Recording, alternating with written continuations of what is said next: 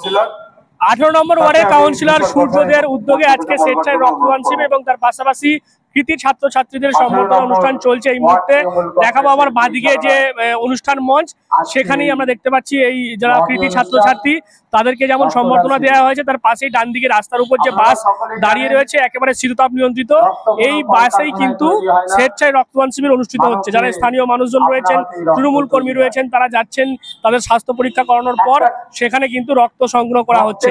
এবং এই যে রক্তের চাহিদা, সেই রক্তের চাহিদার কথা মাথায় রেখেই এই রক্তদান শিবির এমনটাই কিন্তু সূর্যদে জানিয়েছে।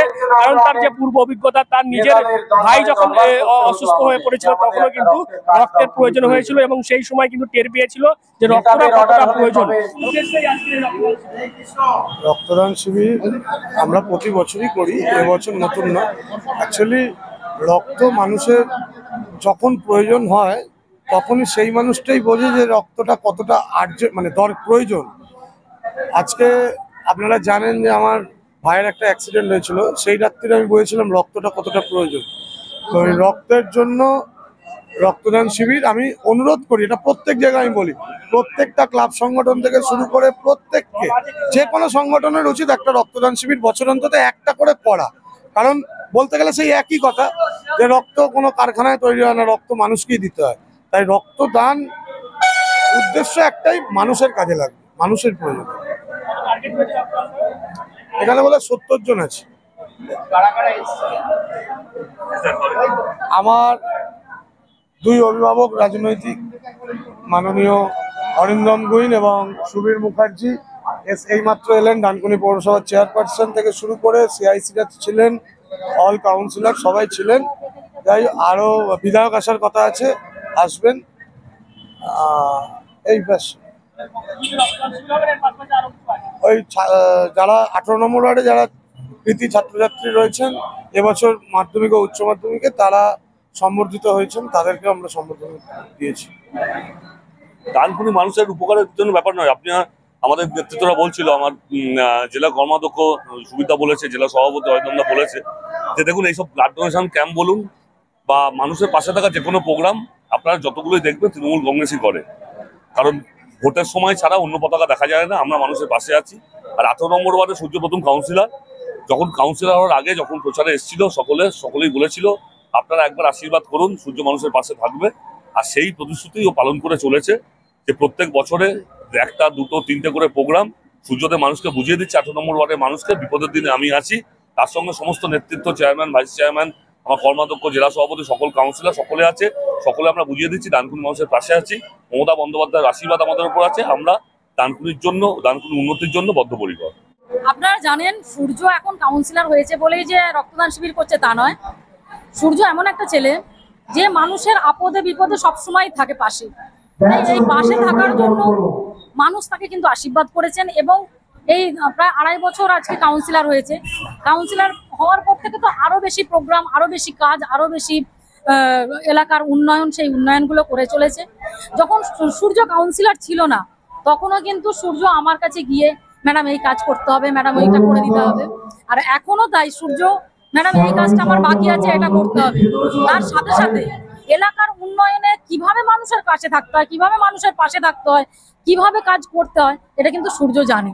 তাই এলাকার উন্নয়নের স্বার্থে প্রতিটি মানুষের ঘরের ছেলে হয়ে গেছে সূর্য এবং একের পর এক প্রোগ্রাম নিয়ে মানুষের একদম আত্মীয়তার মতো হয়ে গেছে এবং প্রত্যেকটা মানুষ তাকে ভালোবাসে। এইরকম কাজ, সমাজের কাজ, মানুষের কাজ করে চলুক সূর্য। সূর্য অনেক বড় হোক, এটাই কামনা করি। ভ্রাম্যমাণ বাসে রক্তদান শিবিরে অভিনব এটা ভালো প্রচেষ্টা, কারণ একটা রেডি সেটআপ এখানে থাকছে, এসি থাকছে এবং অত্যন্ত একটা সুন্দর আদর্শ পরিবেশের মধ্যে রক্তদান হচ্ছে। 18 নম্বর ওয়ার্ডে আমাদের সুখ দুঃখের সাথী, মানুষের সুখ দুঃখের সাথী সূর্য সবসময় থাকে। সে নিজের উদ্যোগে একটি অ্যাম্বুলেন্স এই এলাকা সহ এই ওয়ার্ডের মানুষের বিপদে আপদে হাসপাতালে পৌঁছে দেওয়ার জন্য সে চালু করেছে। রাত্রির দিন মানুষের বিভিন্ন রকম চাহিদা, বিভিন্ন রকম প্রয়োজনে মানুষের বিপদে আপদে সে থাকে। প্রায় 40 বছর পরে এই ওয়ার্ড তৃণমূল কংগ্রেসের জনপ্রতিনিধি হবার পর গত 2.5 বছরে উন্নতি করেছে, সেটা মানুষের চোখে পড়ছে। উন্নত রাস্তা, জল, পানীয় জল, রাস্তা, আলো সব হয়েছে। তাই আরো উন্নয়ন চাই। এই ওয়ার্ডকে নতমস্তকে প্রণাম জানাই। গত লোকসভা নির্বাচনে আমাদের প্রিয় প্রার্থী কল্যাণ বন্দ্যোপাধ্যায়কে রেকর্ড মার্জিনে এগিয়ে দিয়েছে, তাই ডানকুনি পৌরসভাও রেকর্ড মার্জিনে আমাদের প্রিয় প্রার্থী কল্যাণ বন্দ্যোপাধ্যায়কে 10,000-এরও বেশি রেকর্ড মার্জিনে এগিয়ে দিয়েছে। আমরা কৃতজ্ঞ, নতমস্তকে প্রণাম করি, সালাম করি ডানকুনির সমস্ত গণদেবতাকে, মানুষকে সালাম জানাই, প্রণাম জানাই, কৃতজ্ঞতা জানাই। তাই আগামী দিন আসুন, উন্নয়নের পক্ষে মমতা বন্দ্যোপাধ্যায়ের আদর্শে আমরা সকলে মিলে এগিয়ে যাব। 18 নম্বর কাউন্সিলর সূর্য দের উদ্যোগে আজকে এই রক্তদান শিবির, যেখানে প্রায় শতাধিক মানুষ আজকে রক্ত দিচ্ছে। শুধু রক্তদান নয়, তার সাথে সাথে আজকে ছাত্রছাত্রীদের সম্বর্ধনা। আমরা মনে করি যে তৃণমূল কংগ্রেসের কর্মীরা মানুষের পাশে আছে, মানুষের সাথে আছে, নতুন করে বলাবার কিছু নেই। কারণ বিগত যে নির্বাচন গেছে, আমাদের লোকসভা নির্বাচন, সেই নির্বাচনে এই ওয়ার্ড থেকেও যেভাবে লিড পেয়েছি, আর সবচেয়ে বড় কথা জেলার অন্যান্য পৌরসভা থেকে এই পৌরসভা তা 10,000-এরও বেশি ছিল। এটা আমাদের কাছে একটা বড় পাওনা বলে মনে করি।